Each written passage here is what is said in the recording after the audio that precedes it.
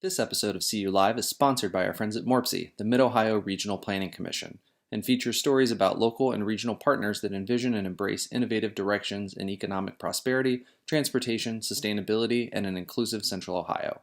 MORPC's transformative programming, innovative services, and public policy initiatives are designed to promote and support the vitality and growth in the region.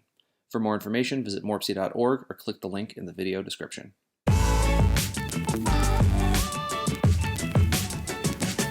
Hi, welcome to CU Live. My name is Walker Evans. I'm the co-founder of ColumbusUnderground.com. Joining me today is Thea Ewing, the Director of Transportation, Infrastructure, and Development at MORPC. Thea, thanks for joining us. Thank you, Walker, for having me.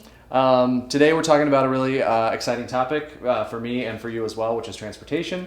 Something that can be kind of, a little geeky to those who aren't into it, but for those of us who are, super fun topic to talk about. So really excited to chat with you today. First off, MORPC's been working on the LinkUs project for a long time, and for anyone kind of unfamiliar with what that is and what that means, can you give us sort of the quick overview of LinkUs? Yeah, so, it's an exciting time to be working in transportation just because there's so much going on as far as funding and opportunities and innovation, but also it's an exciting time to be working in transportation in Columbus, and LinkUs is a big part of that. Mm-hmm. So LinkUs is an initiative I've been working on with, of course, at MORPC, with CODA and the City of Columbus and many, many other partners to really enhance our transit corridors throughout the city, particularly with the addition of bus rapid transit lines along major corridors where people commute every day. This will be much more innovative than what we know as the CMAX system, which is a bus rapid transit, our first bus rapid transit system on Cleveland Avenue. But it's going to be connecting a number of parts of the region into the center city. So, and at a higher capacity vehicle and a higher quality level of transit, including things like dedicated lanes and light prioritization for the bus vehicles. So and a number of other like amenities like additional sidewalks and other things we need in order to really access the system quickly and safely. The whole network. Yes, it's a real network.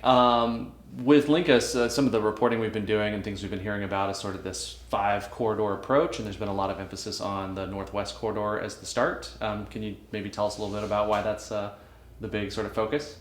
Yeah, so we did start with the Northwest Corridor, and we followed in quickly with the Eastern and Western corridors as well. Mm-hmm.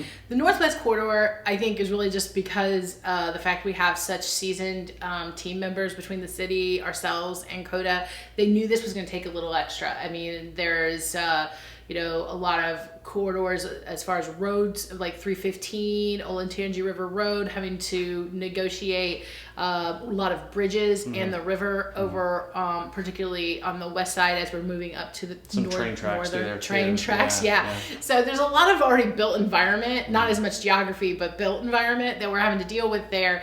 And so knowing that and knowing the expense of that, we took off on that one a little sooner. Mm-hmm. But the one that actually codified a letter of intent in this last couple weeks was the Eastern and Western corridors. Oh, so cool. The Western corridor along Broad Street and the Eastern corridor along Main Street.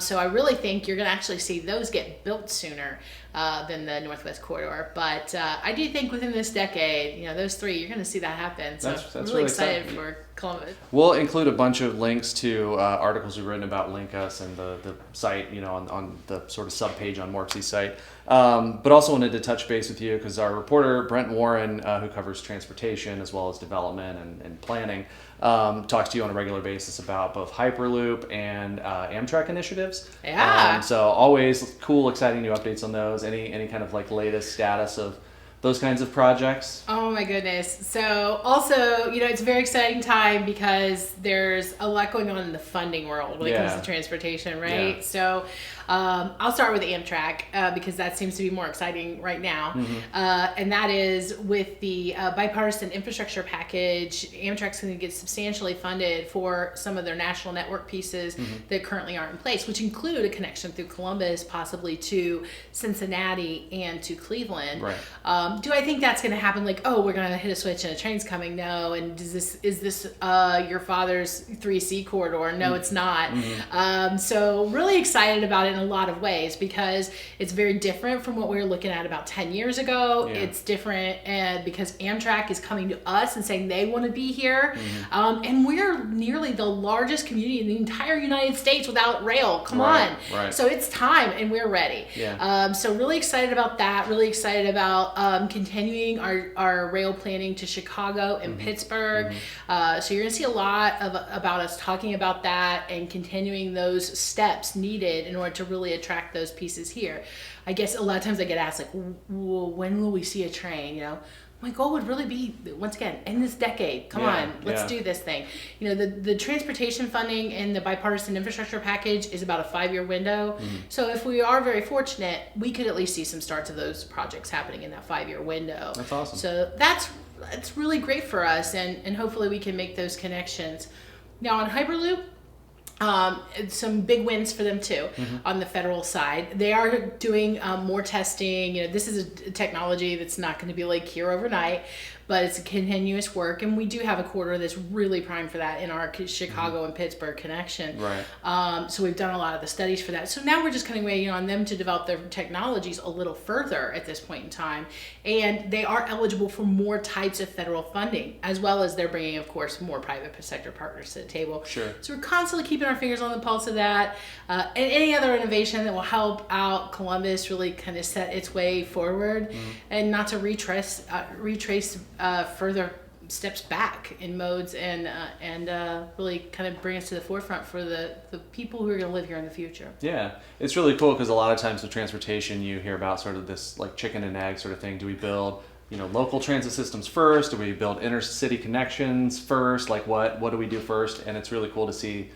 MORPC and all of your partners working on all of these things at the same time. And so hopefully we start to see all these sort of puzzle pieces fitting into place over the next couple of years.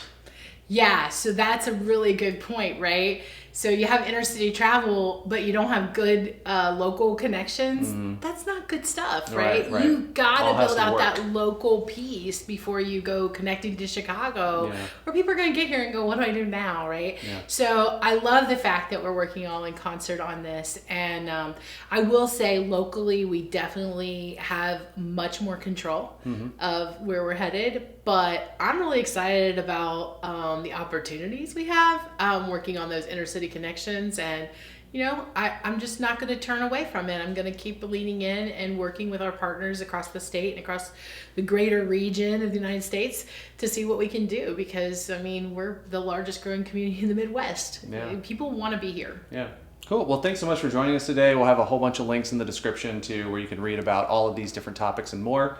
Thea, thanks for joining us. Thank you so much, Walker. This was great.